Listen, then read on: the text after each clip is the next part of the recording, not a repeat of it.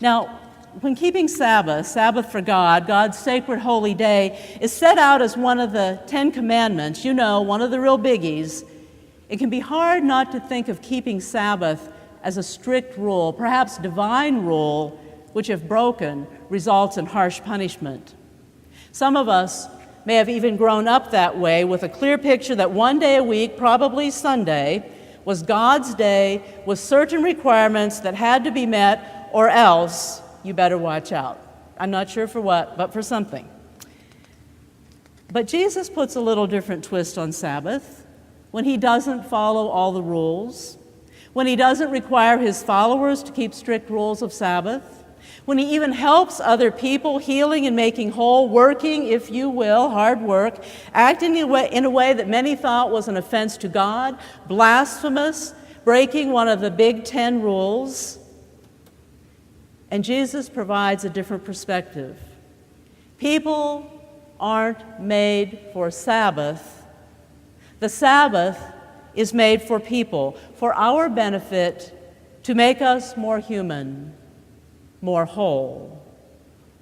Jesus knew that any strict observance of Sabbath that precluded helping someone in need would never be God's intention. But this Sabbath, this creative, sacred space, the downtime after our hard work, is essential to our being. Sabbath restores our creative energies, allowing our energies to flow so that we are more whole and alive and able to give our best selves to our most creative efforts to care for the world and all that's in it, to care for our sisters and brothers. Jesus also gave Sabbath another interesting twist. Sabbath time didn't necessarily have to be on any one particular day. There are other times we need to draw away. Other times Jesus needed to draw away. You see, not long into his ministry, Jesus was working hard, really hard, and crowds were following him, pressing in on him wherever he went, even when he tried to get away off someplace to be alone. And as the crowds grew larger and larger, wanting whatever Jesus had to give to them, more and more people were seeking healing and transformation and wholeness. And we find Jesus withdrawing, seeking places to be alone, times to pray, to renew, to regenerate, rejuvenate, to connect to the source of his being, to find creative spaces so his work would continue to be effective and good. When do you withdraw to be alone, to connect with the source of your being? Where are your creative spaces? Do you make Sabbath time following your hard work, taking moments to jumpstart your creative energies?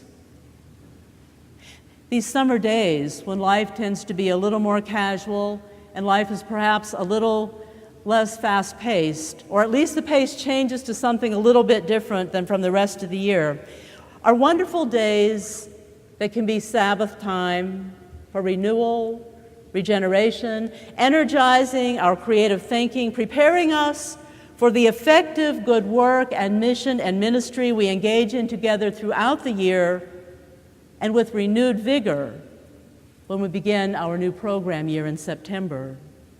So I encourage you to withdraw, to find your sacred creative spaces, your Sabbath time, not only in the summer, but throughout the year, confirming those brain studies, following the pattern of our creating God, following the Jesus way, keeping Sabbath as Jesus modeled for us, so that you are more whole, so you are prepared to effectively love and serve your God, caring for all of our sisters and brothers, caring for all the earth and all that's in it.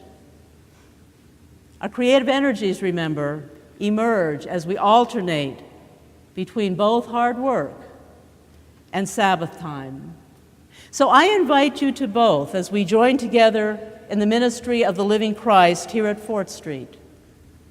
Your hard work is needed here, your Sabbath time is needed here, Hard work and Sabbath are needed in our community.